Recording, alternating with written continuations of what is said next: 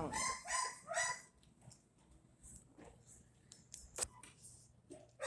Hello, my name is Morgan Mills and I'm going to be talking to you today about working in a fine dining establishment. A fine dining establishment is typically only experienced by people of higher wealth statures, but it is important to serve everyone with the same kindness and efficiency, even if they look like their financial status is lower. With fine dining, a certain expectation of service is demanded. The tables must be set perfectly. There must be basic and perfect service etiquette and serving etiquette.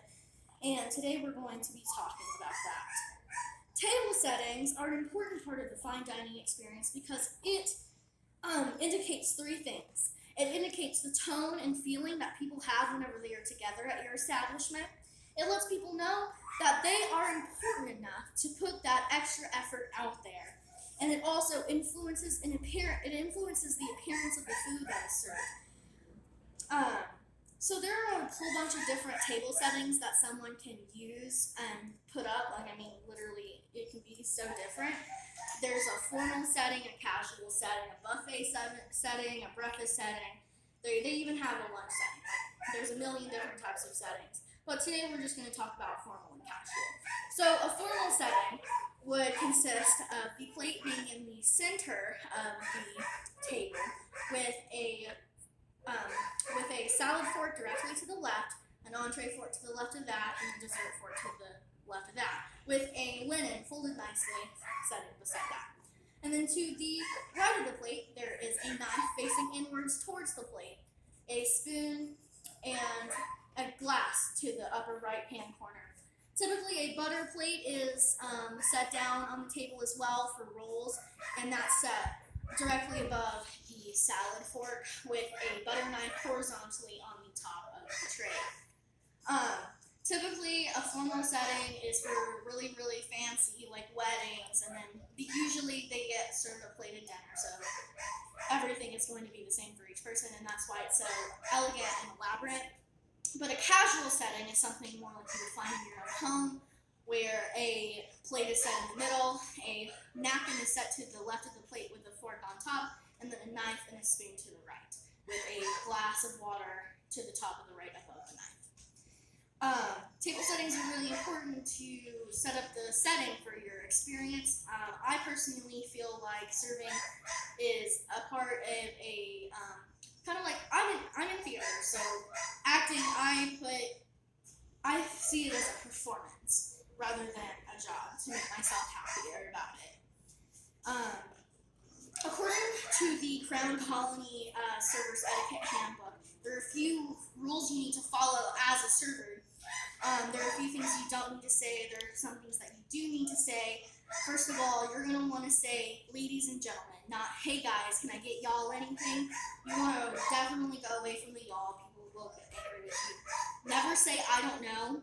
And if you do say, I don't know, you need to immediately follow it up with, I'll find out. Saying I don't know is really unprofessional and inefficient. So if your restaurant has run out of something, you need to inform your guests that has run out. It's just polite, you don't want to have to go to the kitchen and run in the kitchen and figure out that you didn't get the thing that they needed because we didn't have it, and then you have to go back, and that's just unprofessional. You do not want to have audible conversations with your coworkers in earshot of the customers. Never reach across a guest that is very bad. Always ask, may I, before you remove a plate or a glass from a guest, because you never know whenever they're going to be finished eating, and it's just polite to ask. Never talk over a guest.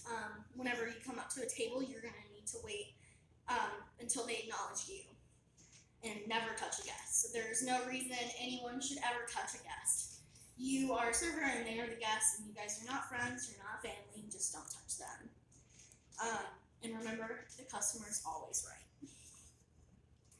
The order of which you serve is also really important.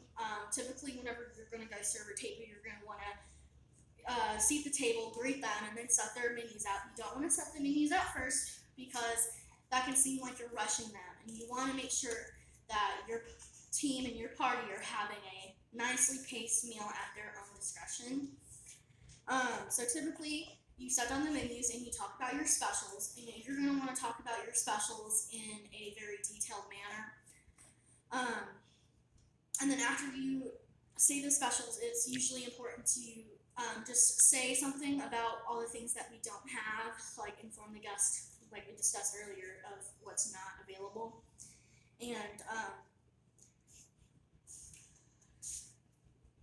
after you describe your specials, you'll ask for an appetizer, and typically you're going to want to pitch an appetizer. I typically pitch 2 to 3 appetizers per table, but sometimes you might want to do more if you feel like there's a big group and you want to. So, after you get the appetizers out, you're going to want to make sure that the food comes out in appetizer, salad, entree, dessert. You never want to serve the salad before the appetizer. It's unprofessional. And after they get the dessert, you need to make sure that you have their check promptly available to them at any notice, but don't drop the check before they ask for it. Working in the fine dining industry is definitely hard work and can be confusing because of all of the rules, but honestly it's worth it if you put your time into it and you love what you do. I personally do love what I do. I think of it as a performance and it makes me happy. So if you're interested in working in the fine dining industry, that'd be a good idea.